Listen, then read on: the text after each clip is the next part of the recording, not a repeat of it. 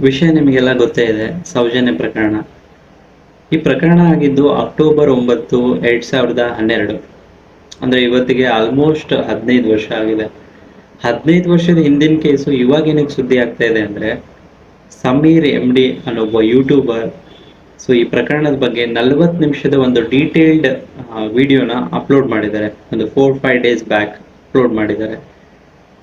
So ಆ video ಬಗ್ಗೆ ಮಾತಾಡೋಣ. ಅದಕ್ಕೂ ಮುಂಚೆ ನಾವು ಈ ವ್ಯಕ್ತಿನ ಅಪ್ರಿಷಿಯೇಟ್ ಮಾಡಲೇಬೇಕು. ನಿಜಕ್ಕೂ ಇವ್ರ ಧೈರ್ಯನ ನಾವು ಮೆಚ್ಚಲೇಬೇಕು. ಸೊ ಯಾಕೆ ಅಂದರೆ ನೋಡಿ, ಈ ಪ್ರಕರಣದ ಬಗ್ಗೆ ಇದಕ್ಕೂ ಮುಂಚೆ ಯಾರೆಲ್ಲ ಮಾತನಾಡಿದ್ದಾರೆ, ಯಾರೆಲ್ಲ ವಿಡಿಯೋ ಮಾಡಿದ್ದಾರೆ, ಸೊ ಅವ್ರ ವಿಡಿಯೋ ಎಲ್ಲ ರಿಮೂವ್ ಆಗಿದೆ. ಆಮೇಲೆ ಯಾರೆಲ್ಲ ಮಾತಾಡಿದರೆ ಅದರಲ್ಲಿ ಕೆಲವ್ರನ್ನ ಇಲ್ಲ ಕೂಡ ಅನಿಸಿದ್ದಾರೆ. ಸೊ ಇಷ್ಟೊಂದೆಲ್ಲ ರಿಸ್ಕ್ ಇರುವಾಗ ಇವರು ಇಷ್ಟೆಲ್ಲ ರಿಸ್ಕ್ ಇದ್ರೂ ಕೂಡ ಈ ರಿಸ್ಕ್ನ ತಲೆ ಕೆಡಿಸ್ಕೊಳ್ದೆ ಸೊ ಜನರಿಗೆ ಒಂದು ನಿಜಾಂಶ ಸತ್ಯನ ಹೊರಗೆ ತರಬೇಕು ಅನ್ನೋ ನಿಟ್ಟಿನಲ್ಲಿ, ಆ ಸೌಜನ್ಯಗೆ ನ್ಯಾಯ ಕೊಡಿಸ್ಬೇಕು ಅನ್ನೋ ನಿಟ್ಟಿನಲ್ಲಿ ಎಲ್ಲ ರಿಸ್ಕ್ನ ತಲೆ ಕೆಡಿಸ್ಕೊಳ್ದೆ ಸೊ ಅವರು ಈ ಪ್ರಕರಣದ ಬಗ್ಗೆ ಯಾರೆಲ್ಲ ಹೋರಾಟ ಮಾಡ್ತಾ ಇದ್ರು ಅವ್ರನ್ನ ಕಾಂಟ್ಯಾಕ್ಟ್ ಮಾಡಿ ಮೀಟ್ ಮಾಡಿ ಸಾಕಷ್ಟು ವಿಷಯಗಳನ್ನು ತಿಳಿದುಕೊಂಡು ಸೊ ನಮಗೆ ಒಂದು ಈ ಥರದ ಒಂದು ಔಟ್ಪುಟ್ ಕೊಟ್ಟಿದ್ದಾರೆ ಅವರು. ಇಷ್ಟೆಲ್ಲ ಮಾಡಿದ್ರು ಕೂಡ ನೋಡಿ, ಆ ವ್ಯಕ್ತಿ ಅಷ್ಟೊಂದು ರಿಸ್ಕ್ನ ತಲೆ ಕೆಡಿಸ್ಬೋದು, ಇಷ್ಟೊಂದು ಚೆನ್ನಾಗಿರೋ ಒಂದು ವಿಡಿಯೋನ ಜನರಿಗೆ ತಿಳಿಸೋ ಪ್ರಯತ್ನ ಮಾಡಿದ್ದಾರೆ.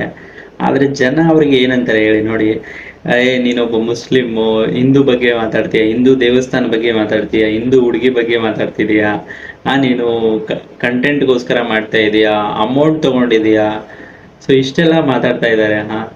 ಜನ ಹೀಗೆಲ್ಲ ಮಾತಾಡಿದಾಗ ಆ ವ್ಯಕ್ತಿ ನೋಡಿ ಆನೆಸ್ಟ್ ಆಗಿ ಇಷ್ಟೆಲ್ಲ ಮಾಡಿದಾಗ ಜನ ಈ ಥರ ಅಂದಾಗ ಎಲ್ಲೋ ಒಂದು ಕಡೆ ಅವ್ರಿಗೆ ಬೇಜಾರಾಗುತ್ತೆ, ನಾನು ಯಾಕೆ ಇಷ್ಟೆಲ್ಲ ಮಾಡಬೇಕಿತ್ತು ಅಂತ ಅದೆಲ್ಲೋ ಅನಿಸುತ್ತೆ. ಬಟ್ ಅವ್ರನ್ನೆಲ್ಲ ತಲೆ ಕೆಡಿಸ್ಕೊಳಕ್ಕಾಗಲ್ಲ ಬಿಡಿ, ಅವ್ರನ್ನೆಲ್ಲ ತಲೆ ಕೆಡಿಸ್ಕೊಂಡಿದ್ರೆ ಇದೆಲ್ಲ ಮಾಡೋಕ್ಕಾಗಲ್ಲ. ಇನ್ನು ಆ ವಿಡಿಯೋ ಬಗ್ಗೆ ಮಾತಾಡೋದಾದರೆ, ಸೊ ಆ ಹುಡುಗಿನ ಸೌಜನ್ಯನ ಎಷ್ಟು ಕ್ರೂರವಾಗಿ ಎಷ್ಟು ಹಿಂಸೆ ಮಾಡಿದ್ದಾರೆ ಅಂದರೆ, ಅವರು ಸಮೀರ್ ಅವರು ಆ ವಿಡಿಯೋದಲ್ಲಿ ಎಕ್ಸ್ಪ್ಲೈನ್ ಮಾಡಬೇಕಾದ್ರೆ ಕೇಳೋಕ್ಕೆ ಒಂಥರ ಎಷ್ಟು ಭಯಾನಕ ಅನ್ಸುತ್ತೆ ಅಂದರೆ, ಇನ್ನು ಆ ಹುಡುಗಿ ಅನುಭವಿಸಿದಾಳೆ, ಎಷ್ಟು ನೋವೆಲ್ಲ ಅನುಭವಿಸಿರ್ಬೇಡ, ಎಷ್ಟು ಚಿತ್ರ ಹಿಂಸೆ ಮಾಡಿದರೆ, ಎಷ್ಟು ಕ್ರೂರವಾಗಿ ಮಾಡಿದ್ದಾರೆ. ಅವ್ರ ಸ್ವಾರ್ಥಕ್ಕೋಸ್ಕರ ಬಳಸ್ಕೊಂಡಾದ್ಮೇಲೆ ಅವಳನ್ನ ಭೀಕರ ಅಂದರೆ ಭೀಕರ ಹತ್ಯೆ ಮಾಡಿದ್ದಾರೆ, ಚಿತ್ರ ಹಿಂಸೆ ಮಾಡಿದ್ದಾರೆ. ಆ ಚಿತ್ರ ಹಿಂಸೆ ಅನ್ನೋ ವರ್ಡ್ ಕೂಡ ಚಿಕ್ಕದಾಗತ್ತೆ, ಅಷ್ಟು ಕ್ರೂರವಾಗಿ. ಎಷ್ಟು ನರಳಿರ್ಬೇಡ ಆ ಹುಡುಗಿ, ಎಷ್ಟು ಕಿರ್ಚಾಡಿರ್ಬೇಡ, ಎಷ್ಟು ಅರಚಾಡಿರ್ಬೇಡ.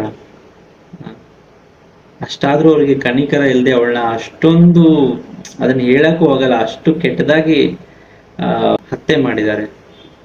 ನಾನು ಈ 1 ತಿಂಗಳಿಂದಷ್ಟೇ ಧರ್ಮಸ್ಥಳಕ್ಕೆ ಹೋಗಿದ್ದೆ.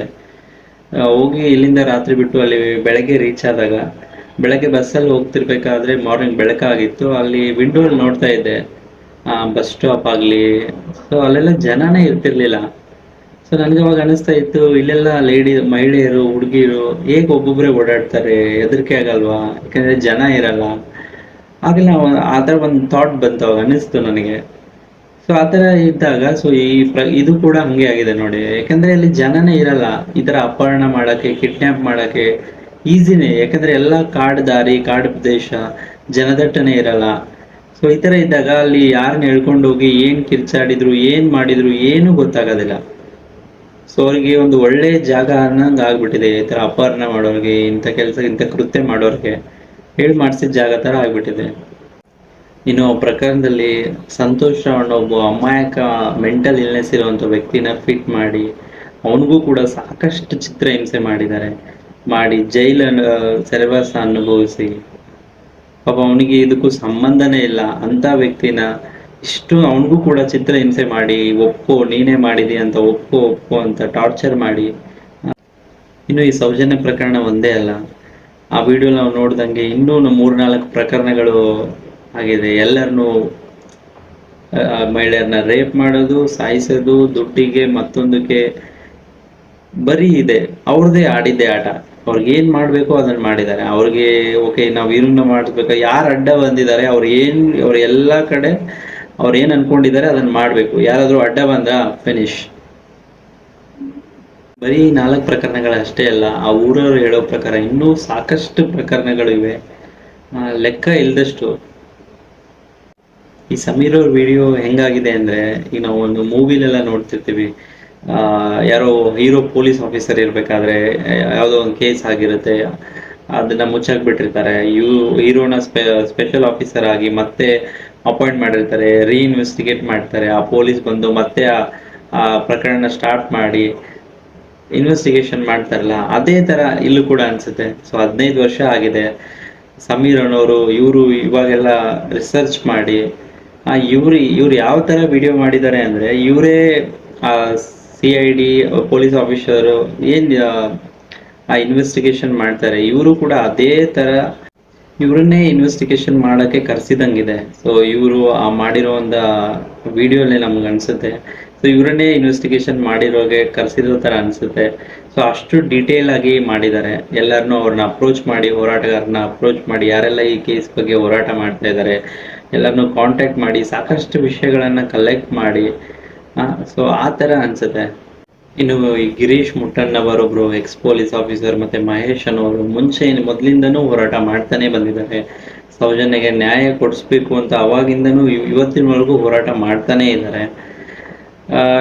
ನಂಗನ್ಸುತ್ತೆ ಇವರು ಗಿರೀಶ್ ಮುಟ್ಟಣ್ಣವರೊಬ್ರು ಎಕ್ಸ್ ಪೊಲೀಸ್ ಆಫೀಸರ್, ಅವರೇ ಇನ್ ಕೇಸ್ ಆ ಧರ್ಮಸ್ಥಳದಲ್ಲಿ ಪೊಲೀಸ್ ಆಗಿದ್ರೆ ಬಹುಶಃ ಸೌಜನ್ಯಗೆ ನ್ಯಾಯ ಸಿಗ್ತಿತ್ತೇನೋ ಅಂತ ಅನ್ನಿಸ್ತಾ ಇತ್ತು. ನೋಡಿ, ಅವರು ಕೂಡ ಒಬ್ರು ಪ್ರಾಮಾಣಿಕ ಪೊಲೀಸ್ ಆಫೀಸರ್. ಅವರು ಕರಪ್ಷನ್ ಇರೋದ್ರಿಂದ ಅವ್ರ ಕೆಲಸನ ಬಿಟ್ಟು ಇವತ್ತು ಸಮಾಜದಲ್ಲಿ ಏನೇ ಅನ್ಯಾಯ ಇದ್ರೂ ಅದ್ರ ಪರವಾಗಿ ಧ್ವನಿ ಎತ್ತೋಗೆ ನಿಂತಿದ್ದಾರೆ. ಸೊ ಇಂಥವ್ರು ನಮ್ಮ ಸಮಾಜದಲ್ಲಿ ಇರೋ ತುಂಬಾ ಕಮ್ಮಿ. ಸೊ ಪೊಲೀಸ್ ಸ್ಪೆಷಲಿ ನನ್ನ ಪ್ರಕಾರ ಈ ಪೊಲೀಸ್ ಜಾಬ್ಗೆ ಏನು ಯಾರು ಹೋಗ್ತಾರೆ, ಪ್ರಾಮಾಣಿಕವಾಗಿ ಇರ್ತೀನಿ ಅಂದ್ರೆ ಮಾತ್ರ ಹೋಗಿ, ಇಲ್ಲ ಅಂದ್ರೆ ಹೋಗ್ಬೇಡಿ. ಬಿಕಾಸ್ ಏನೇ ಒಂದು ಸಮಸ್ಯೆ ಆದ್ರೂ ಜನಗಳು ಫಸ್ಟ್ ಹೋಗೋದೇ ಪೊಲೀಸ್ ಸ್ಟೇಷನ್.